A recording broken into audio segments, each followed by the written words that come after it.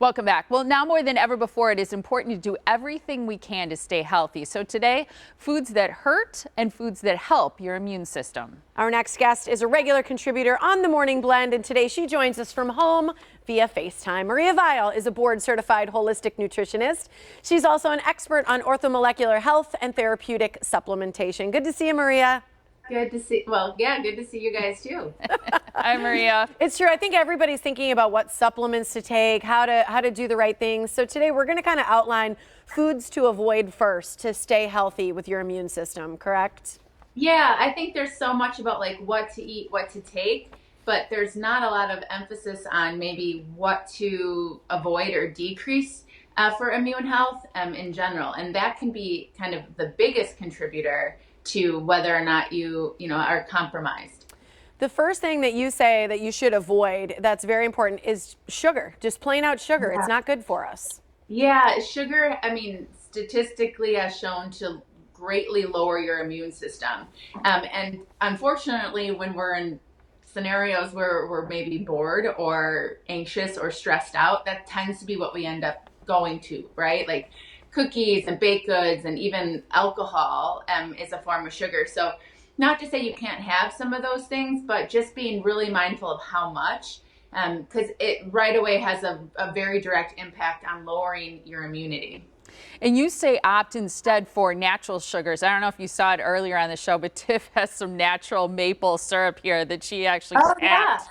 Yeah, I saw her bounty that she got. But yeah, natural natural maple syrup, especially if you get it that fresh, is going to be full of minerals, right? Where versus just regular sugar or like sugar drinks or sodas, even sports drinks, I think people think of that as like really hydrating. They're loaded with sugar, but something like maple syrup or even like organic, like raw honey is a really good one as well. You can do people if they're trying to avoid carbohydrates, things like stevia or monk fruit extract. Those are good low or no calorie options. I use monk fruit in my coffee because I think that's a tough place to not have the right flavor. So I really like some of the flavored monk fruits for coffee. Another thing you mentioned to avoid is mucus forming foods. And I think people get confused what this is, and that's because it varies so much from person to person. Right, exactly. So mucus forming foods, I mean, for one person may not be the same as for another person. Some of the more common ones, though, are dairy is a pretty common one for a lot of people. And when I say mucus forming, that doesn't mean like you're all of a sudden have like mucus in your throat. But if there's foods that you notice after you eat, maybe you notice yourself feeling a little stuffed up. Maybe you notice you have to clear your throat a bit more. Citrus, this is a surprise for a lot of people. Citrus, minus lemons and limes, but especially like oranges, can be quite mucus forming as well. And a lot of, again, things we don't necessarily think about, but a lot of like fried fast food or say like chips and packaged food, the oils that those are cooked in are very inflammatory to the system and can be mucus producing. You also say to avoid dehydrating foods like coffee, for example. You say 1 to 2 cups is probably okay. There's some others on your list. The one that surprised me was dried fruits.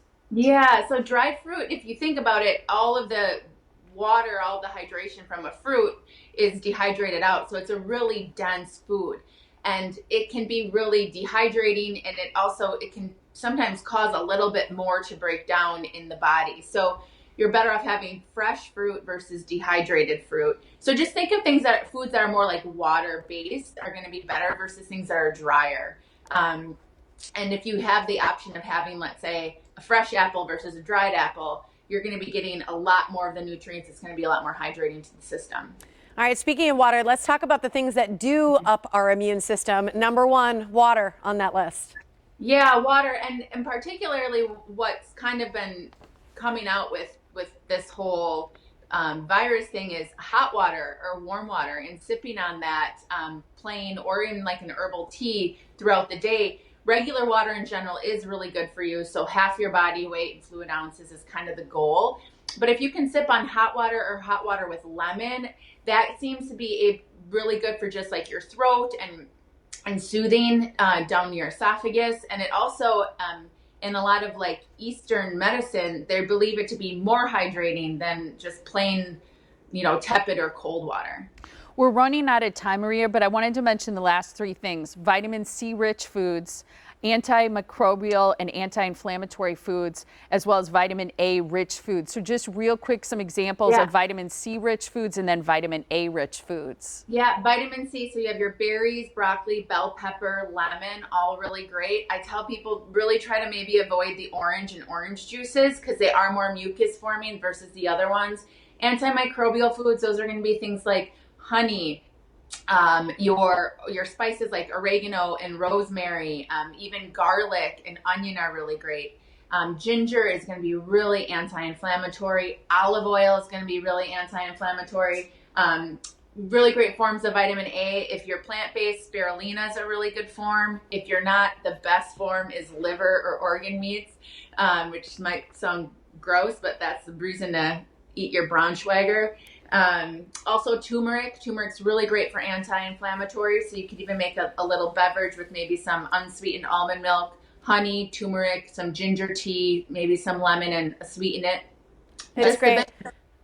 Maria, I also heard that garlic is great for social distancing, so thanks for joining us this morning. Thank you so much, Maria. Oh, you're welcome. And you can review all that great information if you go to our website, themorningblend.com.